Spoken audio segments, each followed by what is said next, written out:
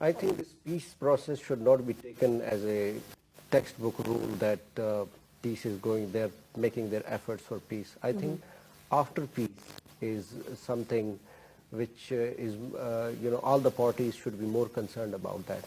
Because the situation is still very much volatile on in the land of Afghanistan. And let me tell you that there are about 21 terrorist organizations actively working in Afghanistan. They have different factions. The most important one are obviously Taliban, because they are actually occupying a lot of place in Afghanistan. More than 70% of territory is under the influence of Taliban. And that's where, I pointed out that the most horrendous thing is that these other terrorist organizations like ISIS, for that matter, they're being very actively, creating violence inside Afghanistan. And that's where I think even the Afghan people, the Afghan government, the Afghan other major stakeholders who are after peace, and they're putting all their efforts together, they're very much concerned that what next, because that's has happened even in the past as well. I think the situation is more grave inside Afghanistan. One, there is still not very much consensus between different factions which are prevalent in Afghanistan, and it's a Herculean task to bring them on the one page, because Taliban on one side, they believe that it's a puppet government and they have a different stance, although it has been pacified a bit over the years. That's why they are at least coming on the table and ready to talk with United States of America.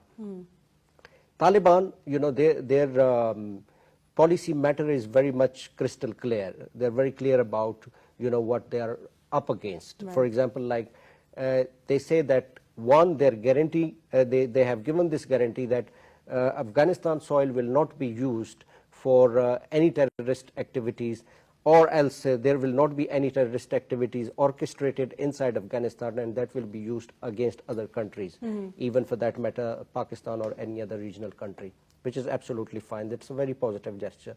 But on the other side, these two conditions, that one, Taliban say, and reiterating this fact that they should, United States of America should pull out their troops at once, not in phases. And the second one is that what would be their fate in terms of, in the government, because what would be their role?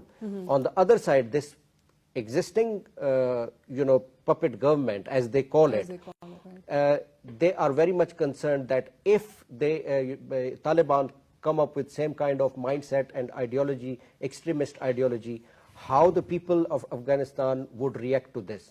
Right. So that is why the situation is very much complex. Another important point is that these people, even if we see, if we go back from the time of 9/11,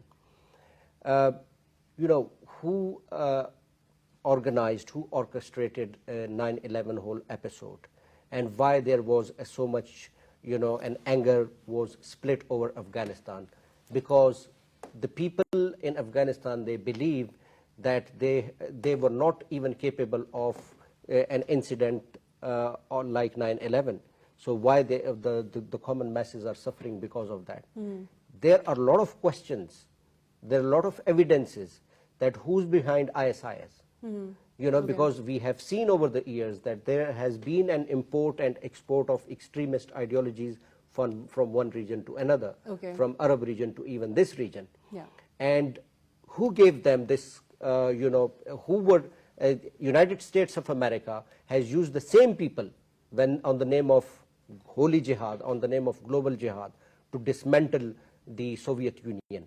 These people were actually trained by them. Now these are the tantalizing fears and threats which are now coming back not only to the United States of America, but to the entire region. And they were left to their own devices after Absolutely, all of that. They were left unabated, they were trained, and that's why... the United States acknowledges this mistake as well. Yes, and now they become proxies, and they were actually now playing in different hands. That's, for example, India for that matter. India is not interested in Afghanistan peace process. Why? Because one, they have got bigger stakes. For example, like they have spent around 4 billion economic worth over there. They have spent huge sum over there. They're very much concerned about that. Another thing is that India thinks that it will lose its leverage in the region because they're being left out. And it is in the India's interest that the more, they convince United States of America to linger on their presence in Afghanistan, the better it is for India. Yeah, because it